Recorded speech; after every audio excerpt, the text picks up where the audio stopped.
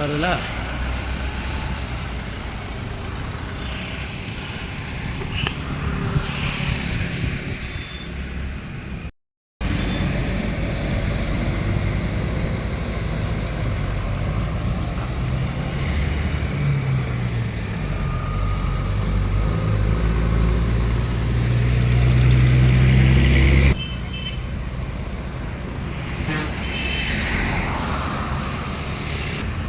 வணக்கம் அன்புக்குரிய தோழர்களே, நான் உங்கள் விருதுநகர் விடுதலை சிறுத்தை கட்சி தொழிற்சங்க மாவட்ட செயலர் பேசும் தோழர்களே.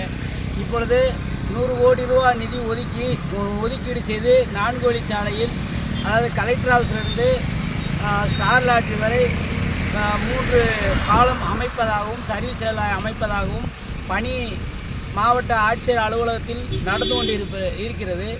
ஆனால் இந்த நடந்து கொண்டு இருக்கும் வேளையில் இது சரியான முறையில் பாதையை இந்த மாவட்ட விளையாட்டு அரங்கம் முன்பு ஒதுக்கி இதே சர்வீஸ் சாலையை கடந்து அந்த சாலையில் போகுமாறு வழிவகை செய்ய வேண்டும். அப்படி வழிவகை செய்தால் மட்டுமே விபத்தை தவிர்க்கப்படலாம்.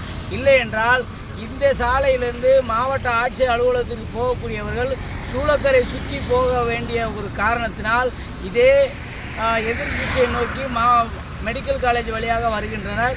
ஏற்கனவே உயிரிழப்பை தவிர்ப்பதற்குத்தான் இது போன்ற ஒரு திட்டத்தை வைத்து பாலம் கட்டுகிறார்கள்.